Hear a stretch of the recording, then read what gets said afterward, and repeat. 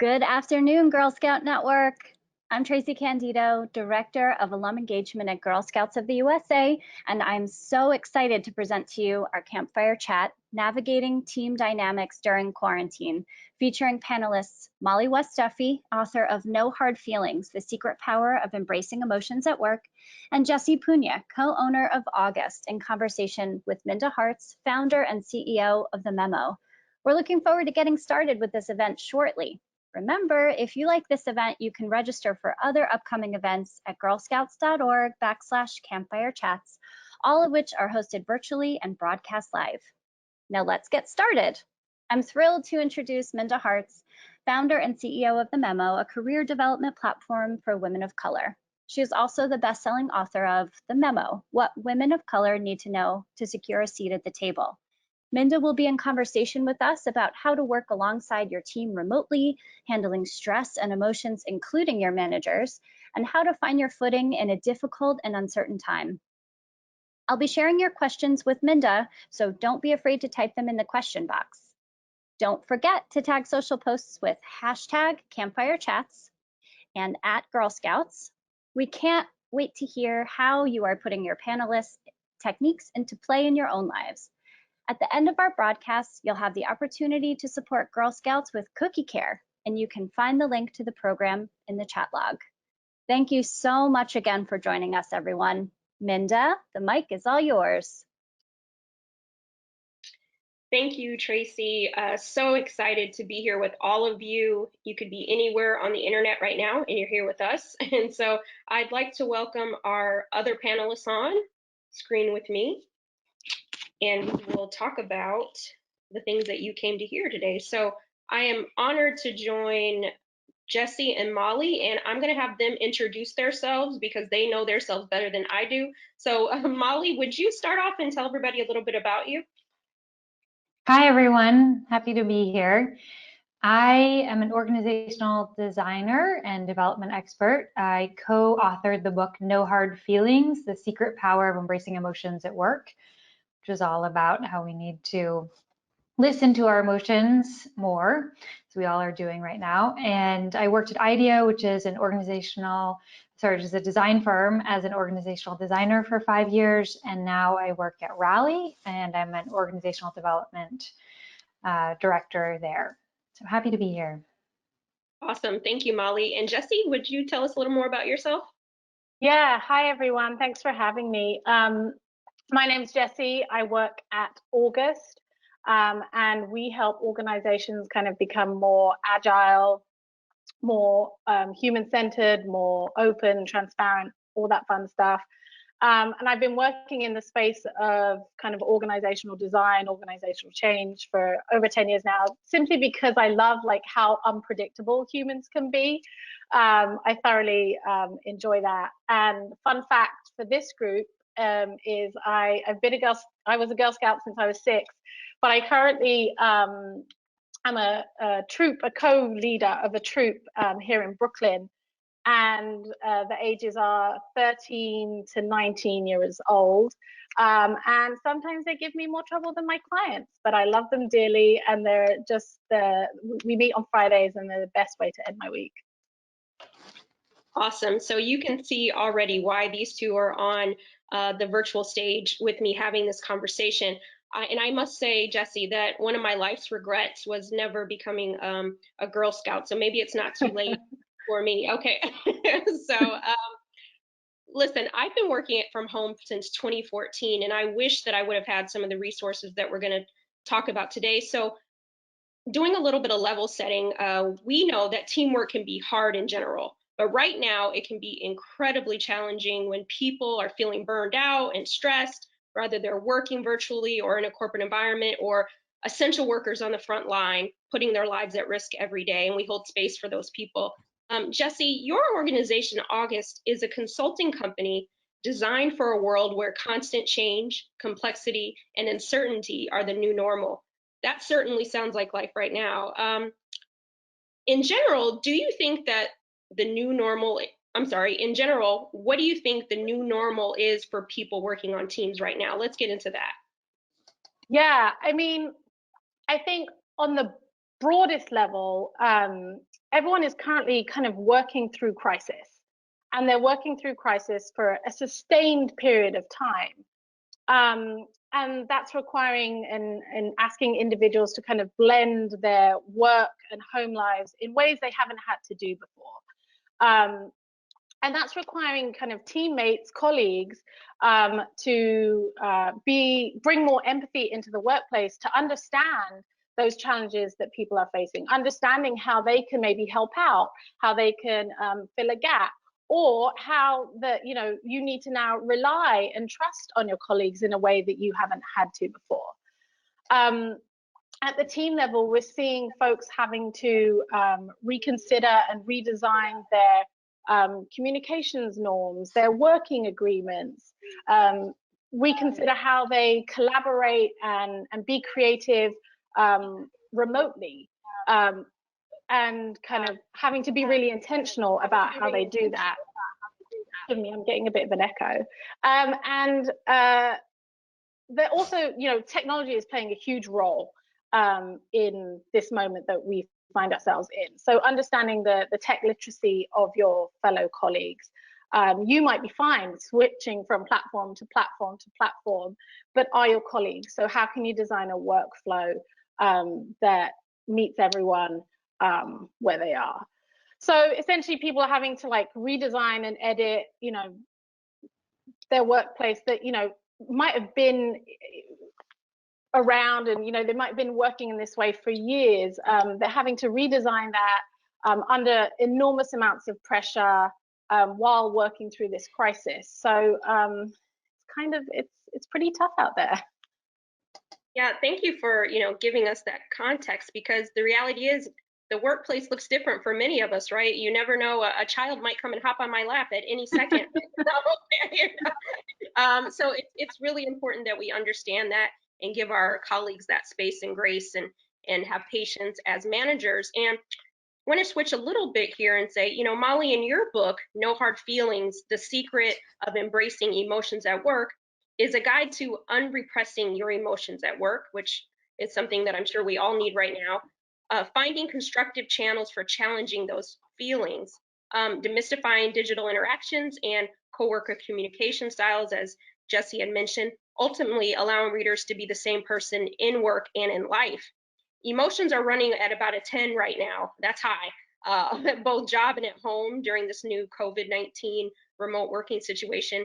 Is it even feasible to control your emotions or expect others to do that, Mollie? So it's a great question, and it is feasible to control your emotions. It's not feasible to not have any emotions. And that's where I think the traditional workplace, Jessie and August talk a lot about this, that it's a little lagging. So the workplace, by and large, was designed many decades ago by white men for white men. And we're sort of still dealing with the ramifications of that, even though that's not what our workforce looks like. And we can go into why all of this is the case. And I know, nowadays there's more of a gender spectrum, but traditionally men, especially decades ago, were not taught to express their emotions. We're taught to be this sort of stoic, unemotional persona at work. And so that carries over to this feeling that we have when we go into the workplace. We need to be professional. What does that mean? We don't have emotions. We don't show emotions, and it's considered unprofessional. But we are still human, so of course we are still going to have emotions. But then what do we do with them, and how do we learn them? And I don't like the phrase control emotion. What I like is harness emotion. So yes, there are times when it is not appropriate to yell and scream, even though you would like to. But how can we learn from the need behind that, which is frustration, and figure out what to do with it? And then on the positive side, how do we harness the more positive emotions and actually bring them in to be more authentic in the workplace? And in today's quarantine setting, I think we are dying to talk more about this. There's been such a shift in the emotional culture at many organizations. So many places where you didn't used to talk about what was going on with your families or your anxiety or your health, we're now talking about all of those things. And it's sort of broken open this dam where we're like, oh, I know all these things about my coworkers now, and we're checking in and we're making sure we're all feeling good. And I think in many ways that is good and helpful and will have ripple effects into even post-COVID life.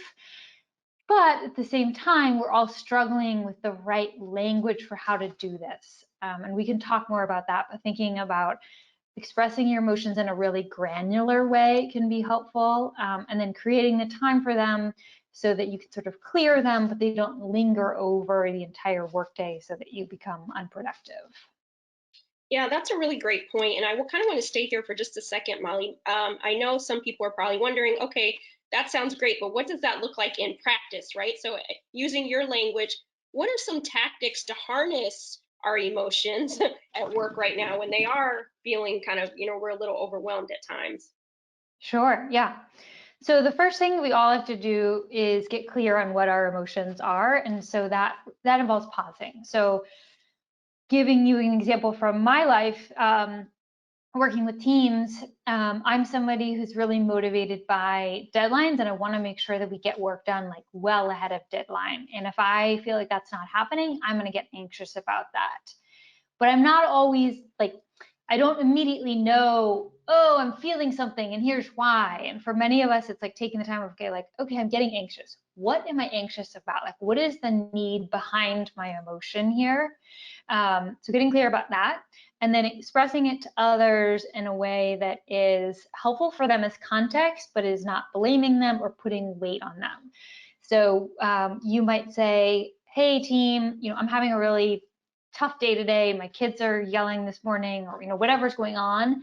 But the last thing that I want to do is make your day worse. I'm just telling you so you know that this is not about you, but you have the context to know what's going on with me, so that other people don't read into your emotional state as something that has to do with them.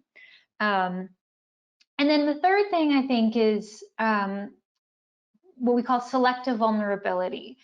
So we do want to be vulnerable, and we do, men, women, we want them to be more sharing of their emotions. And this is something that leaders have to shift into, is like getting comfortable with that. At the same time, you don't want to project that you are like so emotional or anxious that you can't actually do your work, unless that is the case, and then you could talk to HR or whoever it is about that. But being selectively vulnerable, so saying like, hey, I'm struggling this week, I'm feeling a little distracted, my kids are running around, I'm flagging that for you, but here's the steps that I'm going to take to make sure that I can focus. Or can we brainstorm some steps to take so that I can focus? Same thing if you're a leader and there's been so many layoffs going on recently. So being too vulnerable would be like, we had layoffs, I'm really scared, I have no idea what to do. Like, not a good thing for a leader to project. On the other side of the spectrum, not being vulnerable at all is not showing any emotion, just being like, yep, we laid people off, let's move on. In the middle is saying, this is really hard, it is causing me a lot of sadness, but here are the things that I'm going to do to make sure that we don't have to do this again in the next year. So finding that balance, and it's a really tough balance to find, but I think with practice, we can all get better at it. Yes, thank you for that. And we're all in practice right now, so we have nothing but room for improvement to do that, being in quarantine. And I just want to remind the attendees, make sure that you put your questions in the question box so that we can make sure that we get to them. If you have some burning fireside questions that you want to ask, now is the time to put those in the chat, and I'll actually pull them up as they're relevant in the conversation, and then also we'll have some time at the end. But also, I wanted to jump over to you, Jessie. One of the ways that you work, that your organization, August, works with companies, you provide tools and exercises that improve things like teamwork and employee engagement, which is obviously very important. Can you share some tools or exercises that you use at August that might be applicable while navigating the dynamics of teams right now in this virtual landscape? Yeah, I'd love to share two tools with you. And one actually pairs really nicely with something that Mollie shared in her second tip. So the first tool that we use at August, it's super simple. Do not be fooled by the simplicity. It's very simple, but also very powerful, is this idea of a check-in round. So at the top of every meeting, you share a prompt and you invite everyone in that meeting to check in, to share an answer to that prompt. So You might want to use a question like, what's on your mind? What has your attention? You might want to go, if it's a team that well, you might want to ask something that's a bit more personal, like but appropriate, like share a nickname that you might have. And then you go around and you invite each person to answer that prompt in turn without interruption. And what that shows is that people are more likely to speak in a meeting if they've already spoken. So you've already crossed that barrier for them. Go first, because you can help set the tone. I think sometimes people use these check-in rounds and they just become like a massive status update, and people just talk about their work. And actually what we want is a moment for people to just be themselves, to check into that meeting as themselves. So like Molly mentioned, if there's something that has your attention, if you're distracted, use this. This is a really great way to share with the rest of the team, hey, this is happening in my household right now. I'm here and I'm present, but I just want to let you know that that's going on. So it just lets people enter the meeting and sets people up so they can just go right into the work. I did this with my Girl Scouts a couple weeks ago. We start our meetings, and usually with my group, it's basically me versus either them talking to their friends or I'm fighting the technology, them on their phones. And this is the most engaged I've seen the girls in ages. They knew when their turn was, and they knew what the prompt was, and they were really interested in we did the nicknames one, and they were really interested in learning about one another in this really in a really great way. So they're very engaging. I strongly recommend starting all of your meetings with a check-in round. The second thing is what we call at August a retrospective. So sometimes when we're working remotely from afar, we're working in new ways, it's easy to make up lots of stories about how things are going, good or bad. And so what I recommend is, getting the team together, either finding 30 to 45 minutes on the calendar or repurposing a meeting that you already have and just snagging some time from that. And get the group to answer the following questions. What worked? Where are you getting stuck? And what might we do differently? Get them to answer those questions in turn. And all material is good material. So people can talk about working agreements or the content of the work. The 8 a.m. meeting that used to really work for me no longer works for me in this world. Perfect content. Or we need to move from theory into practice. Really great content for the retrospective. And then when you get to that last question, ask the group to agree to try some of the suggestions that were made. A secret tip is, try and time bound it. It's a lot easier for people to say yes to trying something new if they're only agreeing to try it for a couple of weeks rather than forever. But get them to try something, get them to agree to try it, and then revisit it. Set up time in another 4 weeks to do another retrospective to revisit how things are going. My hunch is you'll uncover some things that you thought you knew, but actually there's new meaning to it, or people have interpreted things differently. The retrospective is a really powerful tool. Again, don't be fooled by the simplicity of those questions of what worked, where are you getting stuck, and what might we do differently next time. Absolutely, and thank you for your comments in the chat box as well, the question box. Keep those coming. Mary, thank you for your comment. She said that those icebreakers really do help, and one that she mentions that they use is 2 truths and a lie. So yes, there are all sorts of resources that we can use. And Jessie, while we're in this vein, one thing that I think is important to talk about is one philosophy that August holds tight to is psychological safety for teams starting out. For a starting point, what is psychological safety, and how can we use it to our advantage while working together right now and in the future? Yeah, so psychological safety comes from Amy Edmondson at Harvard, and it's essentially the idea that individuals in a team setting can share their ideas, however risky or however challenging, without fear. So at one end of the spectrum, that looks like kind of sharing an idea at a team brainstorming meeting and not fearing or not being worried that the team will think any less of you by sharing a half-baked idea. all the way to the other end, which is kind of whistleblowing and you know, raising the alarm if things aren't what they should be. In terms of using psychological safety to your advantage, I think we're at a moment in time where organizations are having to innovate and to survive, quite frankly. And, you know, we need people to share their ideas and their concerns so we can get all of those good ideas. You know, one half-baked idea with another half-baked idea could be something beautiful. And so if we want folks to do that, we need to kind of be doing that ourselves. So thinking about how we can communicate really cleanly and transparently. Share things when you know, share things that you know and when you don't know. And the more that you do that, the more that others will do it. And then that's where you'll get this, you know, this freedom of sharing ideas, and that will really benefit the organization.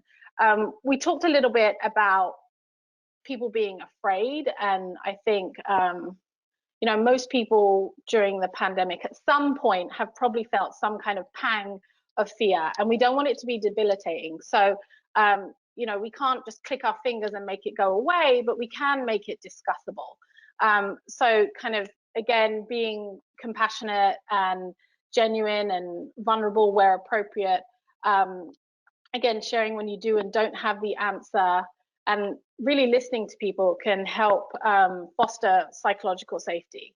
And something I always like to say to my clients is, you know, when people then start to do the same with you, make sure you really listen. I think sometimes it's so easy to jump into advice mode that sometimes just saying, you know, yeah, that sounds really tough, is all you need to say, and just like really hear your folks out, because we really, the increased psychological safety in these organizations will last from now throughout the pandemic and beyond.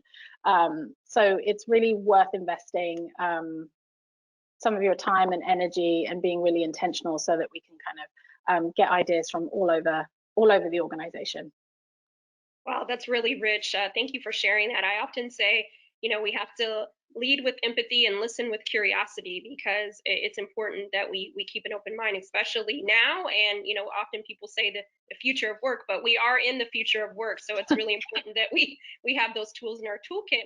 And Mollie, I wanted to chat with you a bit, because you've written about how leaders can open up to their teams without oversharing, which there's a question in the chat about that. And so I think this lends really well. Can you talk a bit about the nuances of what your boss might be experiencing as they try to balance expressing empathy while not diving too much into the deep end with their team and undermine their leadership? And I think this also can lend well if you're an employee right now, about oversharing and kind of finding that balance.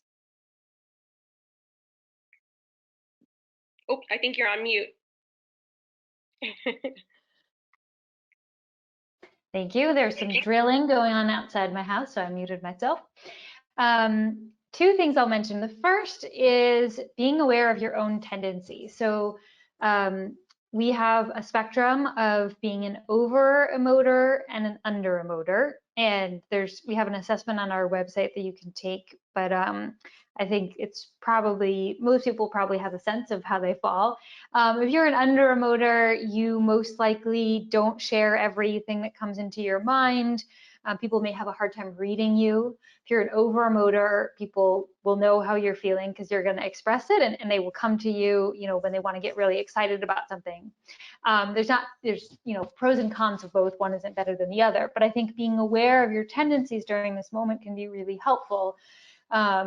Because if you are an under emoter during this time, it's really important to share a little more than normal what's going on. So I'm an under emoter, and I have to tell my boss, you know, I'm feeling super isolated right now. So like, what can we do to make sure that I'm feeling connected to others?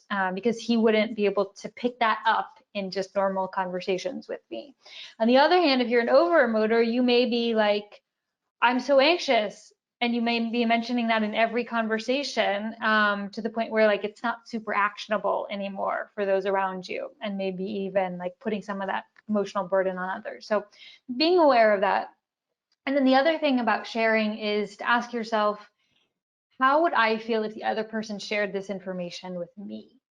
So in the case of colleagues or a boss and report situation, if you're wondering, like, am I going to overshare?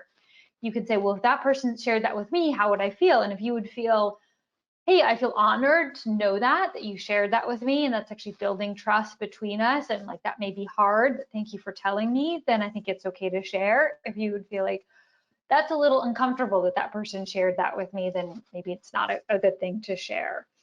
That's my sort of test.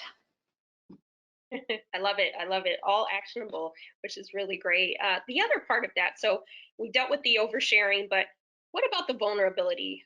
What can a manager, a boss, whatever language you like to use, yeah, the person you report to, what can you do to stay vulnerable yet in control? Yeah, so I think, the selective vulnerability piece I think is really important. And I can give some examples of that. So an organization who I work with, their founder said to them as this was first starting, he said, when 9/11 happened, I was in my 20s and I had a lot of anxiety after that and going back to work. And I feel like I probably should have shared a little bit more of what I was going through, maybe found a therapist, like dealt with it in some way, and I didn't.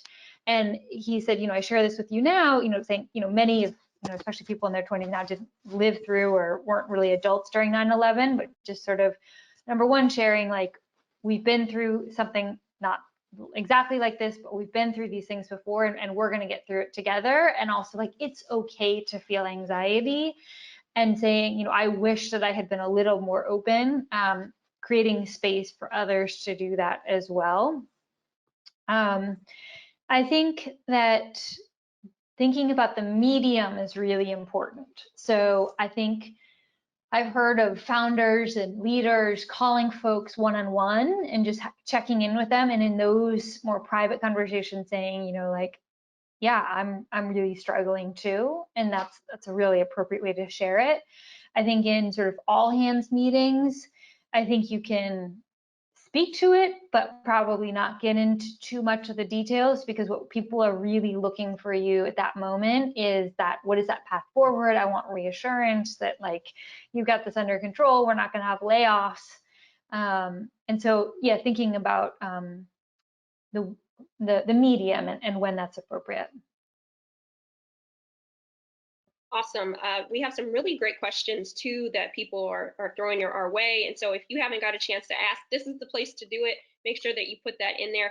And then I'm going to throw a question to both of you, and then we'll dive into some of our attendee questions. But my work is in advancing women of color in the workplace, and that's the sole reason why I wrote the book, The Memo, because we often don't have resources that talk about the experience of women of color in the workplace instead of broad strokes, right? And so many of the women that I know, including myself, maybe several weeks ago, they felt invisible, right? Or if you're an underrepresented group, you felt like you weren't seen, you felt like you didn't have a voice in the traditional work environment. And now we've gone virtual, and you feel maybe even less seen now. And I think that may be a feeling that some have, even if you aren't a woman of color. I believe that sponsorship and mentorship are ever more important in a remote working environment. So I'd love to ask you both. We'll go to Jessie. What advice do you have to still foster allyship and sponsorship in this remote environment? And then we'll have Mollie dive into. Yeah, when I think of allyship, one of the elements of that is thinking about your privilege, and specifically how you can transfer that privilege to individuals who may not benefit from similar privilege. And I think this kind of shake up of the way that we work with one another, the way that we interact with one another, really, I think folks need to take the time, stop, pause, take stock of your privilege and how that is now showing up in this new world. How is it different? What has changed?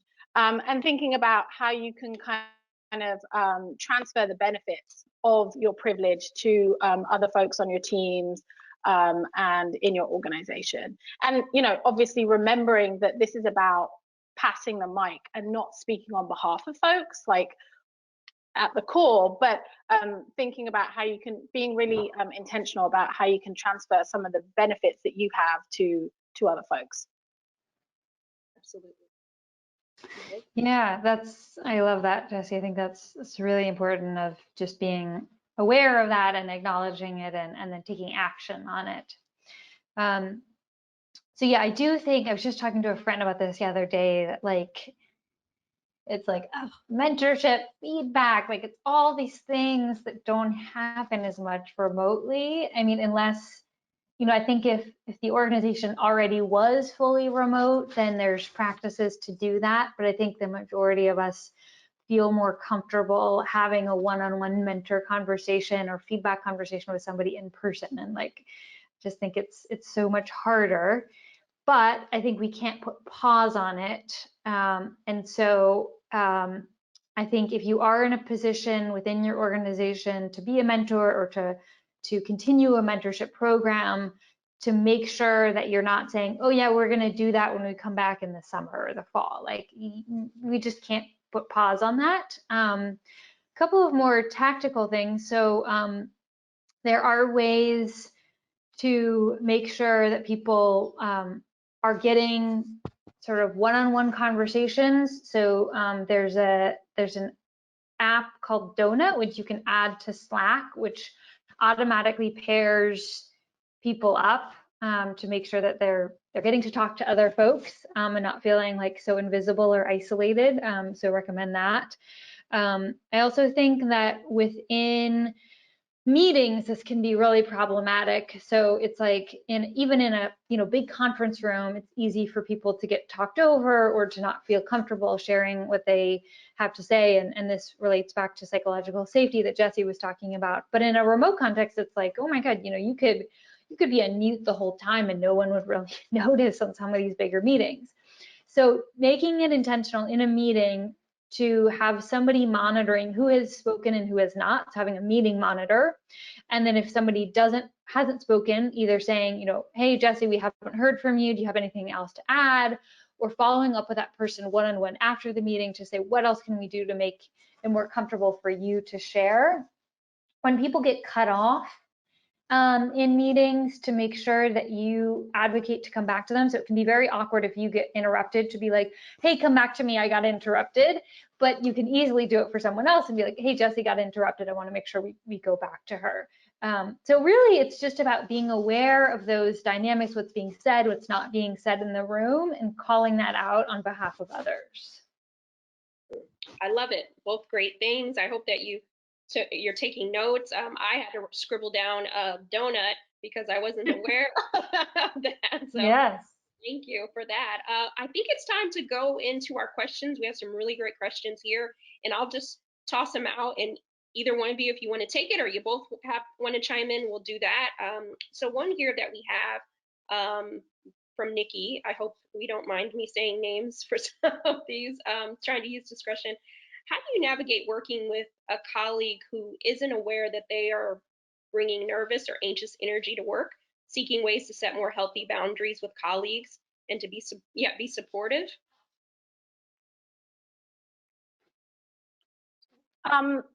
I think for me, if it's safe for you to kind of enter into a conversation with them, just being really curious, asking lots of questions, really empathizing and understanding with where they're at. Because I think at August, we have this phrase of, I'm making up a story. And we try and say that to make it really clear that we're making an assumption. And I think sometimes we make lots of assumptions about individuals and the energy that they're bringing or why they're feeling the way that they are. And I think just understanding where people are at, where they're coming from, why they're showing up in the way that they are, can go a long way to helping manage that. Sorry, Mollie doesn't like the term manage, but help understand that, move forward from that. It can really advance the relationship just by understanding the individual.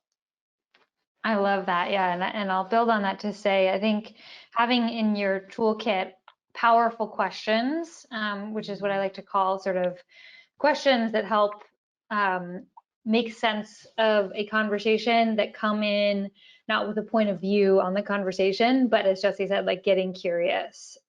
So I think stating your point of view, stating, the story that I'm telling myself about this is helpful, but maybe even before that saying, I notice that this is going on, curious about what your thoughts are on this, or what's changed for you in the last week, or how I've noticed blank, how could I be helpful in making sure that this doesn't happen again? So broad, open-ended questions can be really, really helpful. There's a great book called The Coaching Habit, which I recommend, which is all about how as managers we can be better managers by being coaches. And there's a series of questions that are suggested in there as well.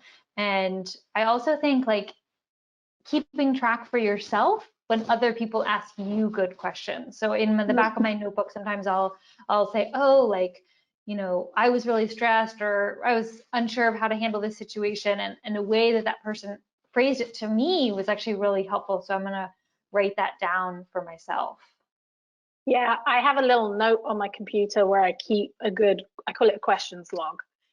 Just times people have asked really good questions. I find, just to be honest, sometimes I struggle with in the moment of, coming up with that really powerful question, and sometimes release that pressure off yourself by using other people's really good questions. That's okay. Be kind to yourself and keep a log or whatever works for you. That. You should write a Medium post, a blog post with that. With all the questions, yeah. And that also reminds me of something else that I've been talking about recently, which is that I think we all are asking, how are you? And like, I feel like in every half an hour call, it's like the first 5 minutes are spent discussing how we are. But that's not a super helpful question, because I don't think a lot of us know how we are. Or like, it's like, well, I'm good in this area, not so good in this area. And like, it changes by the hour, changes by the day. It's like, I don't know. And we're asked that so often. And, sometimes it feels like you have to downplay your emotions. And sometimes it feels like, you get too carried away, and it's just hard. So asking a more specific question and how are you can be helpful. So I think I mentioned, what's one thing that changed this week for you, or what's something that surprised you this week? What's one thing that I could do to help you this week? There's just, something in the what's one thing or what's the change that's happened that makes it a little easier for folks to respond. Great, thank you both for chiming in on that. And I know Jessie mentioned about assumptions. I think it's really important.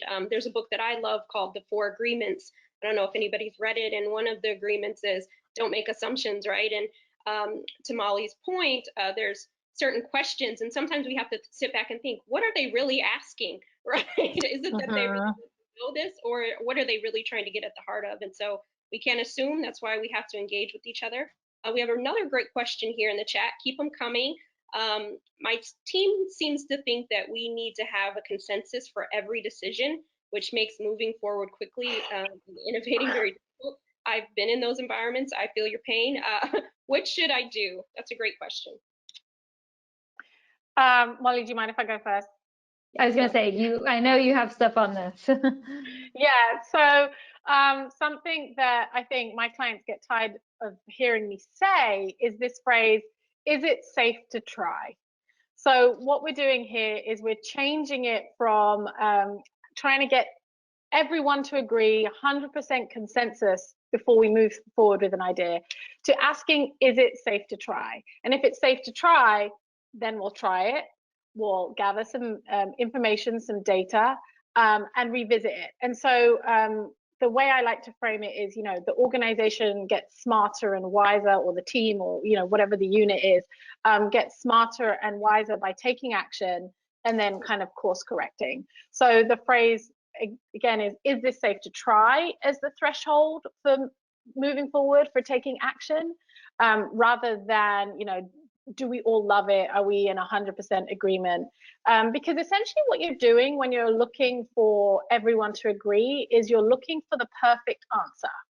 And reality is like, unless you have a crystal ball, which if you do, good for you and you should use it, but unless you can predict the future, we have no idea what the actual perfect answer is in this uncertain time. So we're better off just going with something quick and learning than we are spending 2 weeks trying to find the perfect answer. So is it safe to try? That's the question you want to ask before we take action. I love this. I think August has really done good work around this, and I've used that from them. I also think there's a mindset shift that needs to happen in organizations of like being comfortable trying before making the decision. So what I mean by that is like, it feels like sometimes, okay, we have to make the plan and we have to get it exactly right. And then we have to decide if we're going to do it or not. And then if everyone agrees, then we go do it. And we never talk about it again. We like, it's done, it's implemented. And at IDEO, the model is like, we don't need to actually make a decision yet. We can go, to Jessie's point, like decide to try it, but it doesn't mean that we've committed ourselves to that's the way it's going to be. We might try 3 different things and then decide, and we're going to keep an open dialogue about that.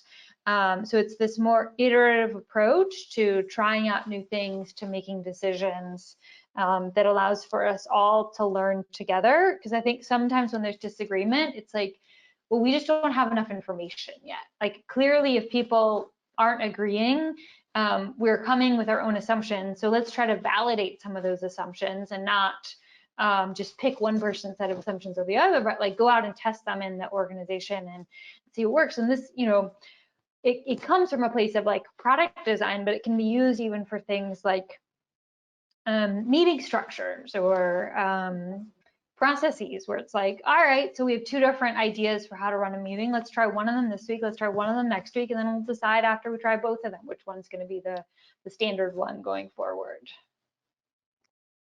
Awesome, awesome. And again, if you have any questions, please make sure you get them in the box. We have another question here about managing up. What tips do you all have for managing up with your manager in this remote working environment?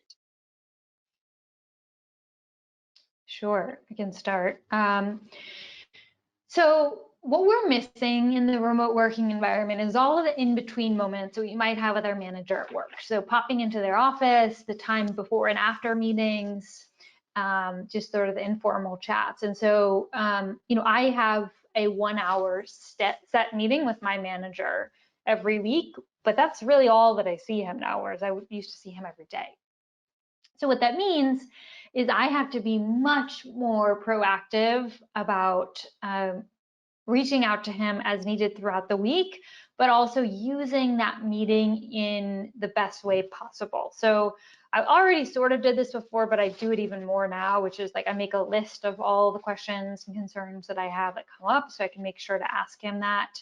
I usually start the meeting by sharing everything that I'm working on, and then I say, here's the 4 things that I'm working on. The 2 things that I'd like to focus on today are X and X. Do you have any other things that you'd like to discuss? So he sort of knows how we're going to use that time together. And then, leave a little bit of time for him, to bring things up at the end. But I think you want to make sure that you still are communicating all the things on your plate so you can still get help course correcting as needed. So like a month from now, it's not like, oh, you were doing that for the last month. I had no idea. And that's actually not what we want. That's much easier to have happen in a remote context. So over communication, much better. Yeah, definitely kind of over communicate. And when I'm working with teams and the way that I coach them to interact with their kind of managers and senior leadership is, every moment that you have with them, and now they're going to be less because you're not bumping into them in the corridor and all that kind of fun stuff, is don't be frightened to leave them with a to-do list. Like coming to that meeting with things that you need from them, and mainly things that you need kind of moved out of the way for you, things that are blocking you, things that are getting you stuck. Stuck is really good language to use because there's no blame with it. It's not my fault, it's not their fault. I'm just stuck. I can't progress this thing forward.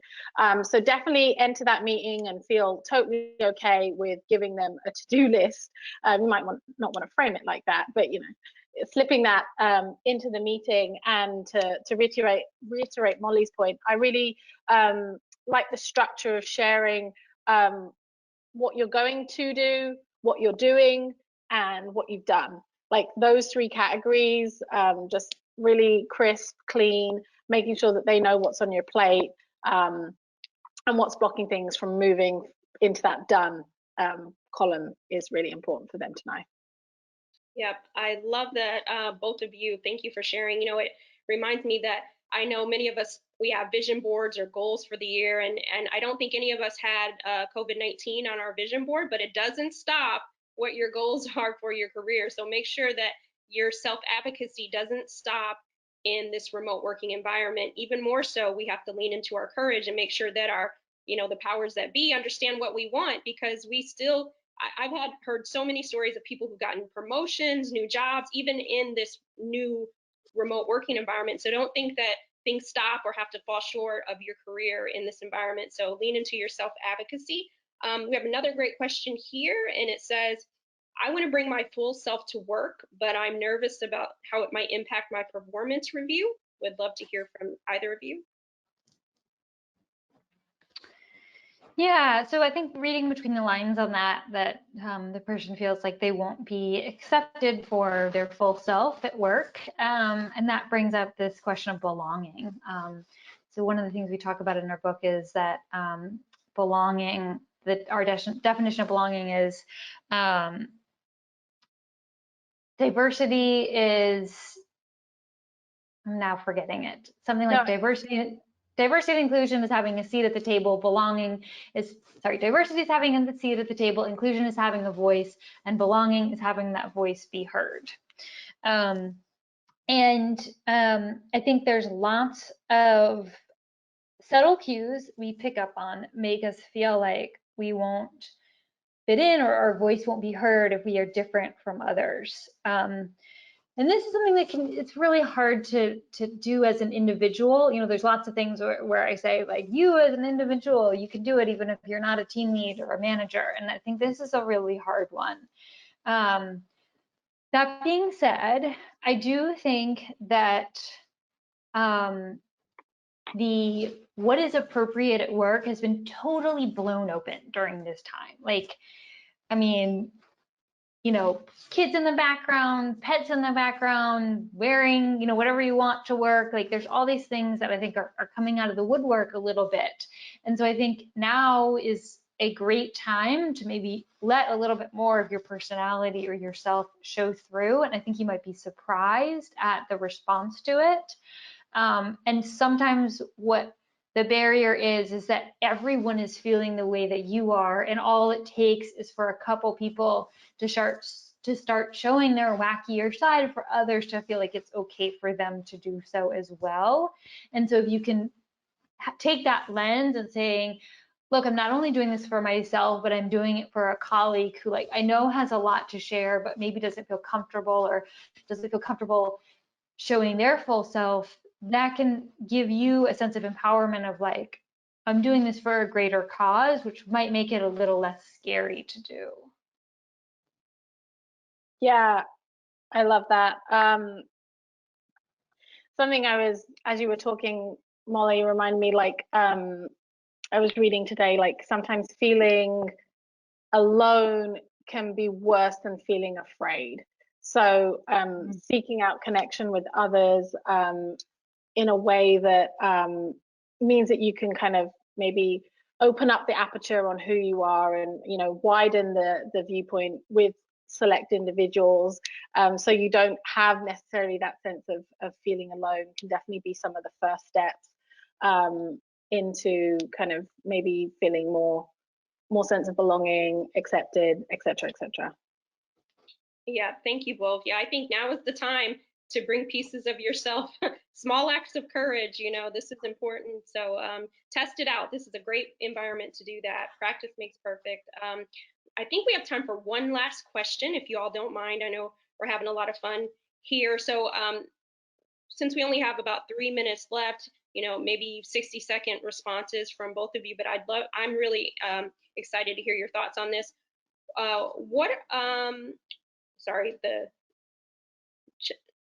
Thoughts on how things will look post-COVID-19? Yeah. That's the magic answer, right? Really? I mean, if I had the answer to that, I'd be very successful right now. What was the frame? What do we think things will look like after? Yeah. I've been impressed. I'm going to go first if that's okay, Molly. I'm really surprised at how quickly that blend that Molly talked about, that all of a sudden we've gone from these professional squares or, in the office to now kids on screen and cats on screen and screaming, all of those things.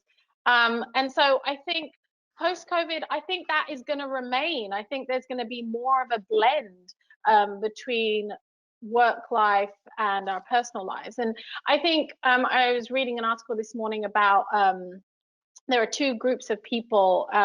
This kind of resonated with me. I'd be interested to know if it resonates with the rest of you, like integrators and separators. So integrators, people who this will come more naturally, this like blend, and it's the separators who are kind of struggling in this time. And I'm definitely I see myself squarely in that separator category. So it'll be interesting to see beyond, will separators like myself go back and try and kind of increase that divide again, or will it be blurred? My hunch is I think it's going to be more blurred. We're going to be more integrated. There's going to be more acceptance of working in different places and locations. I also hope that there's going to be, I think society, values our essential workers and the work that's been done by different communities during this time, and has really been the glue to society right now. That's a change that I'm really hoping for. Yes. +1 to all of that.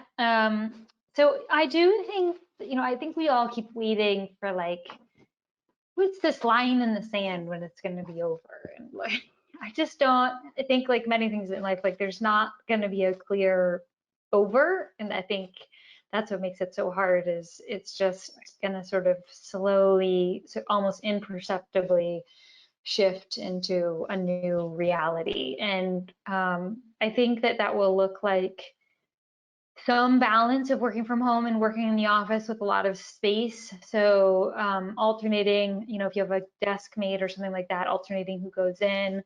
I could imagine, having like a day a week where folks come in for general meetings where we need to be together, and then a couple days a week where people work from home.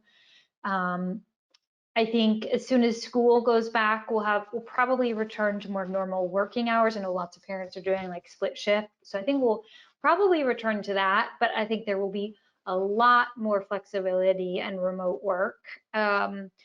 But I think that there will be a return, because I just think we are social creatures and work happens better. And as we mentioned, mentorship, feedback, all of that just happens better in person. And then I do think once we get the vaccine that it will return mostly to normal, hopefully, that may be a while from now. But I think that, lots of offices had no capability for working remotely, and that's not going to be a problem anymore. And I think that will help with traffic and global warming and flexibility and all of that. But I think many people had this desire to like, sort of dreamed about working from home and how great it would be. And I think we now see like, I don't want to just fully do that, for most people at least. So I think we'll have to figure out how to come back together in a safe way. Yeah, absolutely. I don't have the magic ball, but to know what happens. But what I do, my vision is optimism. We didn't leave the workplace in the best of shape several weeks ago, so the decisions that we make today really get to foster how the future looks like for not just us, but the people the women that come behind us. And so I think it's so imperative that we definitely, use our self-advocacy, try to make the workplace better for others, lean into those empathy, be curious, and do some of the things. Read Mollie's book, listen to some of the things that that Jessie says at August, and we'll all make the workplace a little bit better. I think I guess we do have we can take one other question really quick. This is a good one. It says that, I'm paraphrasing, but my manager seems to be a little overwhelmed with their responsibilities right now, which is allowing for little attention and energy in them as an employee. What advice do you all have? Either one of you, or have some thoughts? Yeah, I can go first. So I think it's what is in your control and what is out of your control. So your manager probably is overwhelmed, and it's probably something that they're aware of, and that there's not too much that they can do about. So I think just not saying, okay, the answer is they need to give me more of their time or attention, like that's just not going to happen. But I think having a conversation with the manager where you acknowledge that, because I think sometimes these things can go unsaid, or they may not realize how much it shifted from your perspective. It's saying, hey, given this new reality, I totally understand that getting time with you is harder. What can we change so that I can run with the things that I'm working on without needing to check in with you or get as much time with you as often? So the answer to that may be like, we have a longer meeting up front, so you give me all the context that it's needed, and then I can just go with it, or you have me talk to someone else, or you just give me a little more empowerment. But that frames it from, again, a place of curiosity, so posing a question and then saying, let's figure this out together, so that the answer isn't just like, no, I can't give you more time, but it's like, well, we need to figure out an alternative here. Yeah, really quickly, make it discussable in whatever ways you can. And then ask, to Molly's point, ask around guardrails. If, where is my place that I can play, and I can play right up until these guardrails, and I'm good to just make the decisions and go. Having that conversation about that clarity, my hunch is that your boss actually might be okay with you making way more decisions than you first realized.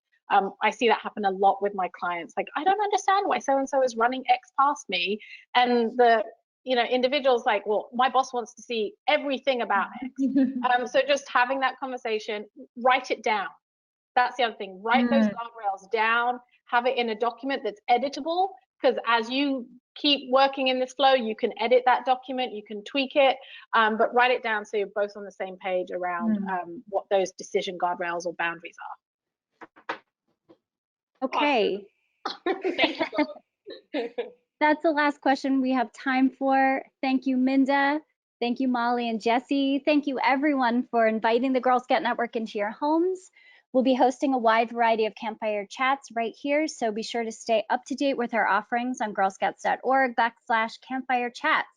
You won't want to miss our next campfire chat tomorrow, May 13th at 4:30 p.m., Journal Writing in Quarantine, with Lee Newman, author of Still Points North. Lee will walk us through how to begin journaling about your life, from sharing your most authentic thoughts and feelings to describing the events that shape your world in ways that will resonate with you for years to come. In the meantime, you can support Girl Scouts with Cookie Care, which allows you to buy boxes online and have them shipped safely to your home, or donate them directly to first responders on the front lines of COVID-19. Your generosity will also help support the 1.7 million Girl Scouts depending on the Cookie program to fund life-changing, girl-led programs. The link has been posted in the chat log and will also be included in the follow-up email to today's event, or buy now at girlscouts.org/cookiecare. Thank you for joining us today, and we look forward to welcoming you back at our next event.